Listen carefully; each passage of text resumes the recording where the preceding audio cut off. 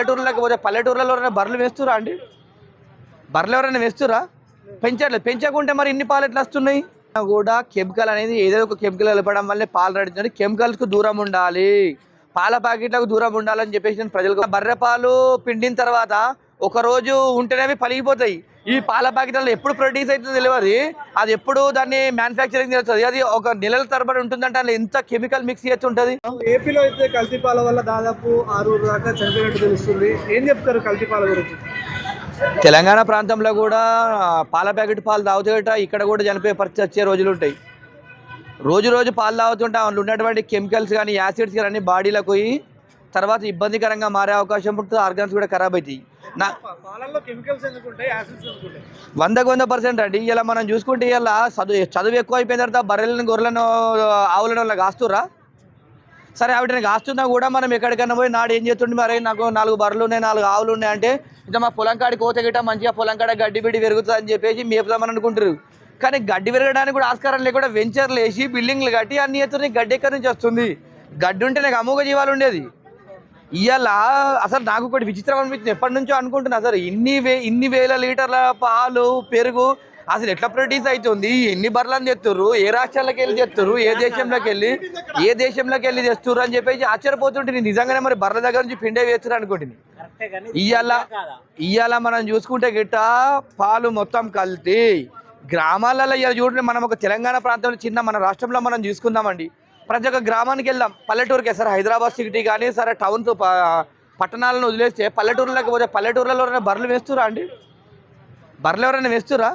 పెంచట్లేదు. పెంచకుంటే మరి ఇన్ని పాలు ఎట్లా వస్తున్నాయి? ఇదొకటి ప్రజలు గమనించాలి. మొత్తం కల్తీ కల్తీ కల్తీ కల్తీ. ఇలా కల్తీ జరగడం వల్ల అక్కడ 5 మంది ప్రాణాలు కోల్పోయారు.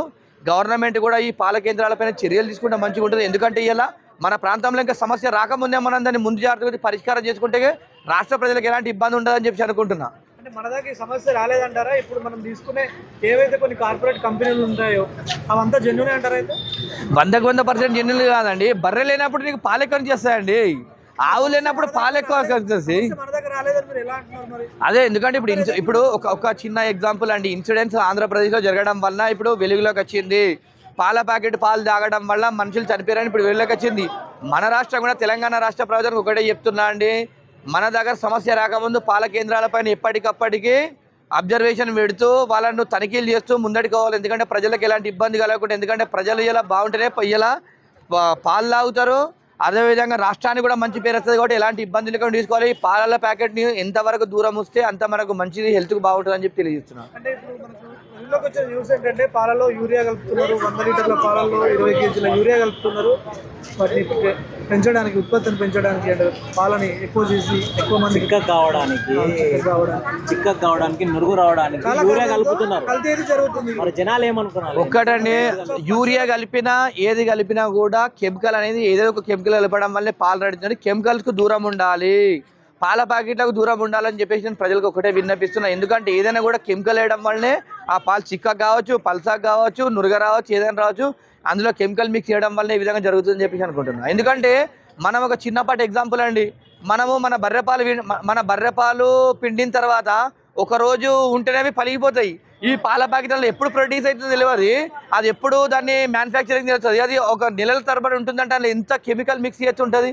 మన పాలేమో ఒకరోజు పలిగిపోతాయి, వాళ్ళు తయారు చేసే పాలేమో నెలల తరబడి ఉంటున్నాయి. అంటే ఇంట్లో కెమికల్ ఉన్నట్టా లేదా ఒకటే గమనించాల్సిన విషయం తెలంగాణ ప్రజలారా. చిన్న పిల్లల నుంచి ఒక్కటే అండి, చిన్న పిల్లల విషయంలో మాత్రం తల్లిదండ్రులారా, పెద్దవాళ్ళు అంటే కొంచెం వయసు అయిపోయినా కూడా బాడీ సహకరిస్తుంది తప్ప చిన్న పిల్లలకు మాత్రము తల్లి పాలు ఇస్తేనే మంచిది, తల్లి పాలనే పిల్లలకు సంరక్షణ అని చెప్పేసి నేను తెలియజేస్తున్నాను. అదేవిధంగా మీకు ఎలాంటి ఎవరికైనా హెల్త్ ఇష్యూస్ ఉన్నా కూడా స్వచ్ఛమైనటువంటి బర్రెపాలు, ఆవు పాలను పిల్లలకు తాగిపిస్తే బాగుంటుందని చెప్పేసి నేను తెలియజేస్తున్నాను.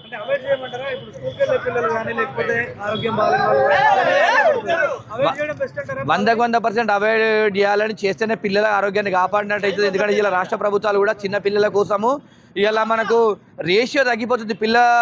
చిన్నపిల్లలు పుట్టినాక వాళ్ళ పెరుగుదల కానీ ఆ మరణాల రేటు కానీ పెరిగిపోతుంది. ఎందుకంటే ఇలాంటి ప్యాకెట్ పాలు అవి ఇబ్బందికరమైనటువంటి తినిపేయడం వల్ల పిల్లలకు ఆరోగ్య సమస్యలు వస్తాయి. కాబట్టి పిల్లలు ఆరోగ్యంగా శక్తివంతంగా ఉండాలంటే తల్లి పాలే ప్రధానంగా ఉంటేనే పిల్లలకు శక్తివంతంగా ఉంటారు. అదేవిధంగా పిల్లలకు తల్లిలకు ఏమైనా ఇబ్బంది ఉన్నా కూడా ఆవు పాలు కానీ బర్రె పాలు కానీ ఆ పాలను తాగిపిస్తే మంచిగా ఉంటుంది తప్ప పాల ప్యాకెట్లకు మాత్రము వెళ్ళొద్దని చెప్పేసి తెలియదు. ఇంకోటి చెప్పండి, సమాజం మాట్లాడాల్సింది కోవా బన్ గురించా ఇలాంటి కల్తీ పాల గురించా, ఏం చెప్తారు మీరు? 100% కల్తీ పాల గురించి అండి.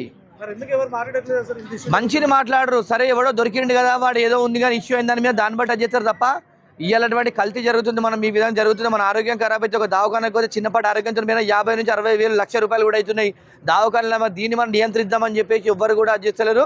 ఏదేమైనా గవర్నమెంట్ దీనిపైన చర్య తీసుకోవాలి. ముందు జాగ్రత్త కొద్దీ చర్యలు తీసుకుంటే ఇలా మనము రాష్ట్రాన్ని కాపాడినట్టు అవుతుందని తెలియజేస్తున్నాం. అంటే చాలా మంది ఏమంటారంటే ఈ కల్తీ పాలు ఇవన్నీ కంటే ఊరెళ్ళి వ్యవసాయం చేసుకోవడం బెస్ట్ అంటారు, మీరే చెప్తారు. వ్యవసాయాలు చేయడానికి మొత్తము రియల్ ఎస్టేట్ వెంచర్లు బిల్డింగ్లు అవి కట్టిరు, జాగాలు లేవు. ఇది కూడా నేను ఒకటి చెప్తున్నా, పాలు ఇంట్లో ప్రొడ్యూస్ అయితే నేను చెప్తున్నా అదే జాగాలు లేవు, బిల్డింగులు గడ్డి కడుతున్నప్పుడు గడ్డి పెరగదు కానీ విషయం కూడా ఇది చెప్తున్నా. ఇల్లు కూడా వేయడం కానీ వెంచర్లకు ఇచ్చినంత ప్రియారిటీ వ్యవసాయానికి అగ్రికల్చర్కి ఇవ్వట్లేదు అని చెప్పి తెలియజేస్తున్నా.